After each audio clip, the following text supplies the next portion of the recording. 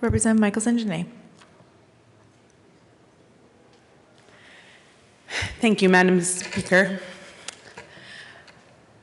When I was in college, I decided I was going to become an EMT. It was my freshman year. I was in a women's college, and there was a brother school, and the EMT course was at the brother school, so some might say that I had ulterior motives for becoming an EMT, but every Sunday I traveled to Washington Heights. I was in school in New York on the A train, and I studied to become an EMT, and sat for my exam and became a New York State emergency medical technician. During my time as an EMT, as the resolution stated, I transported a young woman with bronchitis, and 12 hours later, I was very sick. But I didn't have time to be sick, and so I made probably a poor choice that I imagine some of you have made over your career, and I kept working. And eventually one day was in Midtown Manhattan, and I knew exactly where the New York State EMS truck was by the D train, and I knew I needed to go to the hospital because I couldn't breathe. But I decided I was going to walk back to my dorm because I didn't want to make a scene. So I walked the 3 blocks to my dorm. It felt like I was slogging through water. And by the time I got to my dorm and we called EMS, the paramedic who arrived was my instructor. And he decided to ask me what medication I needed to be able to open my airwaves, which I thought was hilarious because I was an EMT and I did not know the answer to the question. But he helped me and he transported me, and I continued to serve. I served every summer at a camp in Bennington, Indiana. We didn't have a nurse. I was the medical person.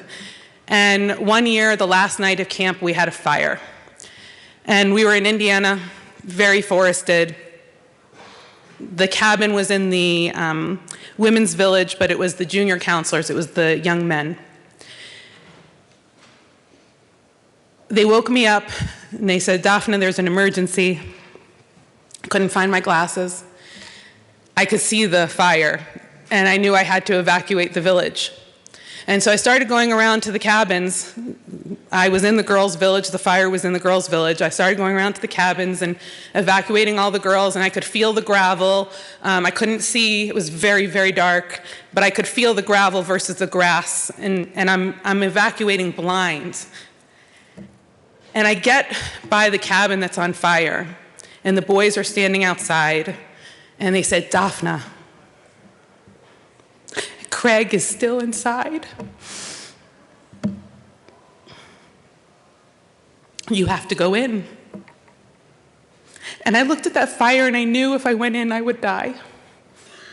And I wasn't a firefighter, I was an EMT. And I said to the boys, "You need to evacuate with me."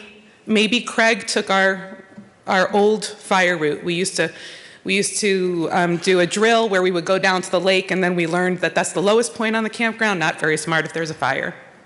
And I was able to get the boys to leave the cabin. And we evacuated the campground. The firefighters came and found Craig underneath his bunk bed. Craig had been asphyxiated, we assume, and he died. Then the following year when I went to college, I would see Craig in front of me all the time. And I would ask myself the question, should I have entered that building? Would I have been able to save Craig? And I can't imagine how many of those experiences each one of you has had. Fast forward to becoming a parent, and when my son was 9, he attempted suicide at school. And it was the Denver Police Department who showed up and took care of my son. And it was Denver EMS who showed up and transported my son. And by the time I made it to school, the police officers had my son laughing, or my son was having them laughing, I'm not sure. But the relationship had been built and had been cemented. My gratitude and my respect for you is unmatched. I feel safer with you in the building and just knowing that you are on our streets. And I am so grateful to you. And in light of the choking that happened in Denver this past weekend, I ask each of us to take, at the very least, Red Cross first aid safety, learn the Heimlich maneuver, know how to do CPR, understand how to manage a situation, and at the very least, to have your wits about you to call 911.